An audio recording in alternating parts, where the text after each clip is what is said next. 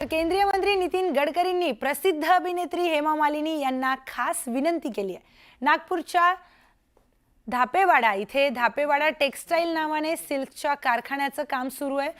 तर यथ प्राथमिक स्वरूपात तयार होणाऱ्या साड्यांवर झारखंड येथे प्रिंटचं काम केलं गेलंय। या सुंदर साडीची सर्वत्र मागणी वाढली आहे। सध्या साड्यांसाठी सुमारे 200 जणांची प्रतीक्षा यादी आहे। दरम्यान धापेवाडातील टेक्सटाईलची वास्तू सुमारे 6 महिन्यांमध्ये पूर्ण होणार आणि या कार्यक्रमासाठी हेमा मालिनी यांना निमंत्रण देण्यात आलंय। या कार्यक्रमाला येताना धापेवाड्यातील साडी नेसूनच यावं अशी विनंती गडकरींनी केली। या माध्यमातून साडीची जाहिरात होईल असंही नितीन गडकरी म्हणाले।